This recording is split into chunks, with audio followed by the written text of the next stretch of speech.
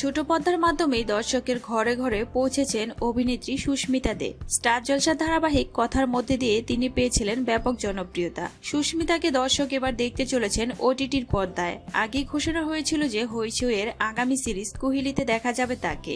এই সিরিজের পরিচালনায় অদিতি রায়। এই গল্পে একা সুস্মিতা নন, মুখ্য চরিত্রে থাকছেন আরো দুই নায়িকা। আসলে 3 বোনের গল্প নিয়ে এগুবে এই সিরিজটি। বড় বোনের চরিত্রে থাকবেন অভিনেত্রী ঋদ্ধিমা ঘোষ, তার 2 বোনের চরিত্রে অঙ্গনা রায় ও সুস্মিতা।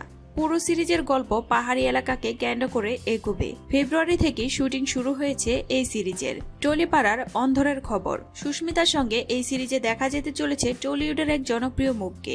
অভিনেত্রীর বিপরীতে দেখা যাবে অভিনেতা কৌশিক সেনকে। তবে কি তাদের গল্প অসমবয়সী প্রেম কাহিনী হতে চলেছে, নাকি থ্রিলারের চমক হিসেবে তাদের কেমিস্ট্রি হতে চলেছে দর্শকের জন্য মূল আকর্ষণ, তা যদিও এখন পর্যন্ত জানা যায়নি।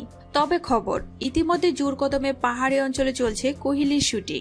গল্পে 3 বোনের জীবনের ওঠাপড়া দেখানো হলেও যে একটা রহস্যময় টুইস্টের আনাগোনা থাকবেই তা বোঝাই যাচ্ছে। এও জানা যাচ্ছে অঙ্গনার বিপরীতে দেখা যাবে অভিনেতা অনিন্দ্য চট্টোপাধ্যায়কে। এই প্রথমবার তাদের জুটিকেও পর্দায় দেখবেন দর্শক। তবে ঋদ্ধিমার বিপরীতে কাকে দেখা যাবে বা কাউকে দেখা যাবে কিনা সেই নিয়ে রয়েছে ধোঁয়াশা। গল্পের মূল আকর্ষণ রহস্যে থাকলেও সুস্মিতা ও কৌশিক সেনের জুটিকে নিয়ে ইতিমধ্যে আলোচনা শুরু হয়েছে নেটপাড়ায়।